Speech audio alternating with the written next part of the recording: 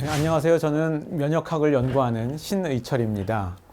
오늘은 백신을 어떻게 만드는가, 백신 개발과 관련된 그런 얘기를 좀 나눠보도록 하겠습니다.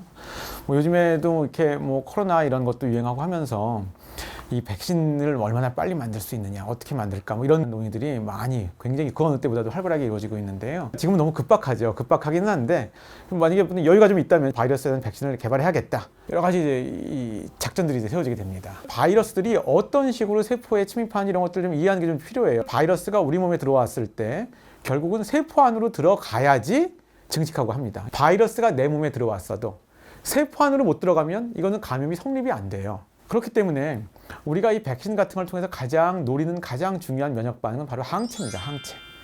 무슨 얘기냐 하면, 여기 이렇게 보면은 바이러스 표면에 볼록볼록 튀어나오는 게 있잖아요. 이런 것들이 제대로 작동을 안 하면 바이러스가 세포로 침입을 못 합니다. 그 얘기는 뭐냐면, 바이러스가 세포 안으로 들어갈 때는 이 볼록볼록한 이런 것들이 단백질들인데, 이 세포에 있는 또 볼록볼록한 어떤 단백질이 있어서 그거랑 딱 맞을 때 세포 안으로 들어가게 됩니다. 우리 세포에 있는데 바이러스의 그 단백질이랑 딱 맞는 그런 단백질을 우리가 수용체 단백질이라고 얘기를 합니다. 우리가 만약에 지금 볼록볼록 튀어나와 있는 저런 바이러스의 단백질에 대해서 항체를 잘 만들면, 항체가 딱 막아주니까 아까 그 수용체 단백질이랑 결합하는 걸 차단을 하게 되겠죠.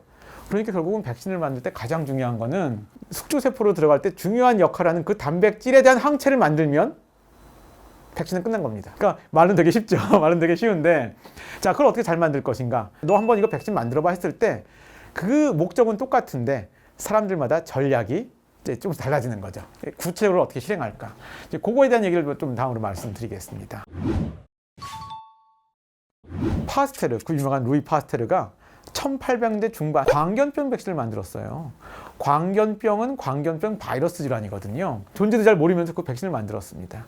지금에 와서 봤을 때는 약독화 바이러스 백신이라고 그러는데요. 토끼 뇌에서 배양을 했는데 바이러스를 뭔가 증식을 시켰는데 약독화, 굉장히 약해진 거예요. 약독화 바이러스 백신이라고 그러는데요. 그거는 살아있는 바이러스는 맞는데 사람한테 주입을 해도 별로 병을 안 일으켜요. 독성이 약해져가지고 이게 백신으로 준다면 감염은 되는데 거의 병을 안 일으키는 거죠. 그러다 보면은 여기서 이제 항체는 생길 거고, 진짜 나중에 센 바이러스가 들어오더라도 그 항체가 이제 잡아주는 그런 개념인데요. 이런 식의 백신들이 상당히 많이 쓰여져 지금도 쓰이고는 있습니다. 폴리오 생백신 이런 것들이 가장 대표적인 백신이 되겠습니다. 약간 좀 위험할지도 모르는데 왜 살아있는 바이러스를 써요? 차라리 내가 항체를 유도하고 싶은 그 단백질을 딱 잘라져 있는 형태로 우리가 생명공학적으로 대장균이나 효모 같은 데서 만들어서 그냥 백신을 만들자. 그러니까 아까 그 불룩 튀어나온 단백질을 그냥 뚝 떨어진 형태로 인위적으로 우리가 생명공학적으로 만들 수가 있거든요. 그런 식으로 쓰는 거를 우리가 유전자 재조합 백신이라고 해가지고요, 리커민넌트 백신이라고 합니다. 대표적인 게 비형 간염 백신 같은 것들이 되겠습니다. 그 다음에 또 하나, 요즘에 그거보다 더 나중에 나온 백신, 바이러스 라이크 파티클이라고 하는 VLP라고 얘기하는데요. 이거를 우리말로 번역할 때 유사 바이러스 입자 또는 바이러스 유사 입자 이런 식으로 얘기 많이 합니다. 비형 간염 바이러스 백신 같은 경우는 아까 그렇게 숙주세포로 들어갈 때 뿔룩 튀어나온 거 있잖아요. 딱 뚝 띄어놓은 형태로 해가지고 생명공학, 유전공학적인 방법으로 만들었다고 그랬는데, 또 어떤 것들은 이렇게 하니까 또 효능이 좀 없는 거예요. 그렇다고 살아있는 바이러스 하기는 좀 싫고, 그랬을 때 어떻게 했냐면은 가짜 바이러스를 만듭니다. 막 구조도 비슷하고 이렇게 모양도 비슷한데 그 안에 아무 유전자도 없어요. 그런데 겉에 있는 그 단백질은 비슷하게 코팅이 되어 있는 거죠. 항체에 타겟이 되길 바라는 그러한 단백질들은 툭툭 튀어나와 있는데 그 속은 속빈 껍데기인 거죠. 그러니까 이런 것들을 백신으로 쓴 것들이 또 있습니다. 이게 바로 유명한 자궁경부암 백신. 이런 것들이 바로 이런 형식으로 만든 백신들이 되겠습니다. 애들도 맞는 MMR 이런 거, 또 폴리오 이런 거 백신들 성공적으로 막 개발했어요. HIV 이런 건 개발을 못했어요.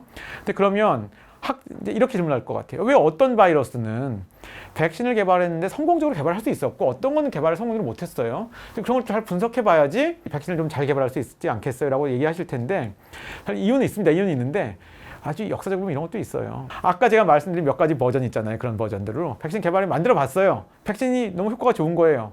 그러면 성공적으로 개발한 백신이 되는 거고요. 몇 번 그렇게 해봤는데 잘 안 되면은 어떤 방법으로 잘 안 됩니다. 그런 것들이 HIV 같은 것들이에요. 그게 왜 그런가 봤더니 바이러스 유전자에 돌연변이가 되게 잘 생겨요.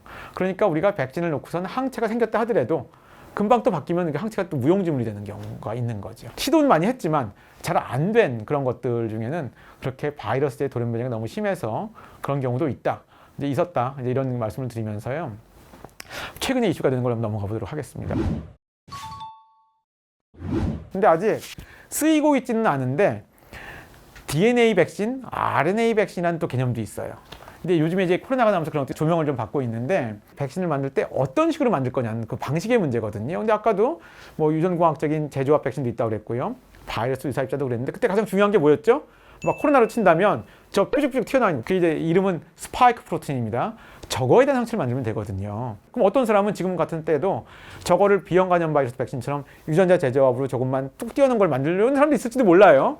어떤 사람은 또 속이 빈 껍데기처럼 바이러스 유사입자를 만들려고 하는 사람이 있을지도 모릅니다. 근데 어떤 사람들은요, 조 스파이크 프로틴을 그 유전 정보를 코딩하는 그 DNA를 사람한테 찔러줘요. 그러면 우리 몸에서 그 DNA에서 그 스파이크 단백질이 그 단백질이 나옵니다. 그러면서 거기 항체가 생겨요. 이걸 이제 DNA 백신이라고 그러는 거고요. RNA 백신은 어차피 DNA가 프로틴이 만들어질 때는 RNA 과정을 거쳐야 되거든요. 그 RNA를 넣어줘요. 그 스파이크 단백질의 그 시퀀스를, 유전자 정보를요. 그러면 우리 몸에서 그걸 RNA를 찔러주는 거거든요. 스파이크 단백질을 만들어냅니다, 내 몸에서. 그러면 거기에 이제 항체가 생깁니다. 그러면 이제 코로나가 들어오더라도 그 아까 잡아주게 되는 거죠. 전 세계적으로 코로나 바이러스에 대해서 백신을 개발하겠다고 나선 회사들이 있어요. 외국 회사들도 있고 국내 회사들도 있습니다. 근데 제가 일일이 뭐 비교표를 뭐 제가 이렇게 만들어 보진 않았는데 DNA 백신도 있고 RNA 백신도 있고요. 제조합 프로틴 백신도 있는 것 같고 바이러스 유사입자도 있는 것 같습니다. 다 있는 것 같아요. 근데 지금 가장 빠르게 미국에서도 뉴스에 나오는 임상이 들어가고 이런 것들 보면은 DNA나 RNA 백신들이 좀 빠른 것들이 많아요. 왜냐하면은 DNA나 RNA는 합성하는데 시간이 별로 안 걸려요. 바이러스 유사입자나 이런 단백질 같은 경우는 시간이 좀 더 걸리거든요. 그래서 처음에 왜 설명을 안 드렸냐면은 DNA나 RNA 백신은 아직까지는 개념은 가지고 있었는데 허가를 받아가지고 성공적으로 좀 쓰이고 있는 게 뭐가 있지는 않습니다. 딴 사례가. 연구용으로 많이 했었는데 확고한 성공 사례가 없었다는 건 좀 단점인데 이론은 다 뒷받침되고 있고요. 좀 더 빨리 갈 수 있다는 건 좀 장점이라고 볼 수가 있는 거죠. DNA나 RNA 백신 형태가요. 자세히 보면 두 가지 다른 뉴스가 섞여 있어요. 뭐냐면은 백신도 하나의 약이거든요. 모든 약은 실제로 뭐 개발한 것 같아도 그게 진짜 환자한테까지 쓰일 때면은 임상시험을 해야 됩니다. 굉장히 시간이 많이 걸립니다. 근데 뉴스에 나오는 게 나 누가 이번에 무슨 백신을 개발했대라는 게 뭐냐면은 어떤 사람은 그 임상시험이 완료가 돼가지고 이제 허가를 받아가지고 뭐 한 달 후부터는 이제 진짜 환자한테 접종이 들어가는 거 막 시장에 나오는 거 이거를 개발했다라고 얘기하는 사람이 있고요. 어떤 사람들은 이제 임상시험에 들어갈 말하자면 시제품이라고 해야 될까요? 이것도 만든 것도 그것도 어려운 일은 쉬운 일은 아니거든요. 근데 그거를 만든 걸 개발했다라고 얘기하는 경우도 있습니다. 그러니까 말하자면은 근데 이 두 가지가 언어가 혼재하다 보니까 어떤 뉴스 같은 데서 이 갭은 시간이 엄청 긴 거거든요. 만약 누군가 야 백신 개발이 물질을 만들었대 그러면 허가가 끝났다는 얘기야? 임상 시험에 들어갈 물질을 만들었다는 거야? 이제 이렇게 얘기를 할 수 있다는 거죠. 그러니까 너무나 다른 얘기들이 이제 뉴스에도 막 혼재돼서 나오는 그런 것들이 이제 있다고 볼 수가 있겠습니다. 그러면 이거 한 얼마쯤 걸릴 것 같으세요? 사실 저도 모릅니다.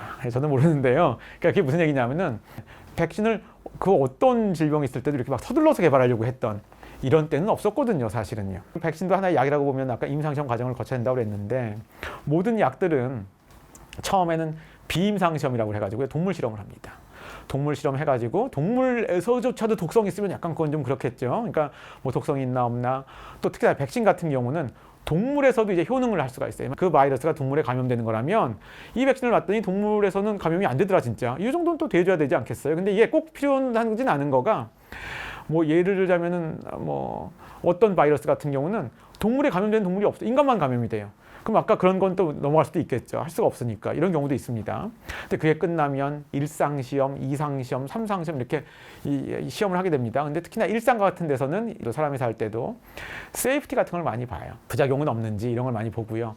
3상은 어떻게까지 하냐면요. 이 백신을 맞은 사람 뭐 10,000명과 안 맞은 사람 10,000명에서 이 바이러스가 감염이 실제로 무슨 안 생기나 잘 생기나 뭐 이런 것도 하게 되기도 합니다. 굉장히 큰 스터디가 되는 거죠. 코로나 사태 같은 경우는 굉장히 인류가 한 번도 경험해보지 못한 것들을 각 분야에서 겪고 있잖아요. 이러다 보니까 보니까 빠르게 이제 허가를 가는 것들을 무슨 뭐 FDA나 막 임상 시험도 막 빨리 하게 해준다든 이렇게 할지, 이건 이제 아직은 좀 미지수입니다. 이건 과학만의 문제가 아닌 트레이드오프 관계인데요. 뭐 백신을 너무 빨리 서둘러 하다 보니까 가상적인 얘기지만 뭐 백신을 맞은 사람들이 더 아플 수도 있는 거거든요. 그러니까 이럴 수도 있다면 이거 안 되는 거잖아요. 그러니까 이런 것들을 이제 차근차근 가면서 하려면 또 시간이 걸리는 거고요. 이런 과정을 또 무시한다면 더 빨라지는 거고요. 특히나 인류가 한 번도 경험하지 못한 일이기 때문에 빨리 가야 되지만 또 조심도 해야 된다. 또 다시 꼭 집어서 그래서 코로나 백신이 언제 가능할 것 같아요? 또 물어보시면 제가 곤란한데요. 빨리 해도 제 생각에는 1년 6개월에서 2년도 사실은 좀 굉장히 빠른 거라고 생각을 하는데, 인류가 겪어보지 못한 그런 일이잖아요. 이런 것도 가능할 것 같아요. 예를 들자면 코로나가 조금은 소강 상태로 가는 것 같다가 다음 겨울이 왔을 때 더 큰 유행이 생길 수도 있거든요. 근데 이럴 때인데 그때까지 백신이 없어요. 그런데 지금보다 더 큰 일이 막 생기고 있어요. 더 크게 번지고 있다면, 근데 그 시점에서 효능은 검증 못했는데 막 일상만 끝난 게 있다. 예방 효능이 있는지 없는지 모르지만 뭐 이런 걸 급하게 찔러야 될지도 몰라요. 이런 거는 많이 규칙을 무시하는 거가 되겠죠. 근데 그게 또 오히려 효과가 있었다. 그럼 그거는 효능 검증이 실사회에서 이루어지는 거가 되겠죠. 임상시험을 제대로 안 했다 하더라도. 그러니까 이런 경우도 별 가지각색의 시나리오가 나올 수 있는 변칙적인 시기이기 때문에 의외로 그거보다 더 빨리 허가받는 백신이 나올지도 모른다. 여러 가지 가능성을 열어놓으면서 그렇게 이제 또 대답을 마치도록 하겠습니다. 네.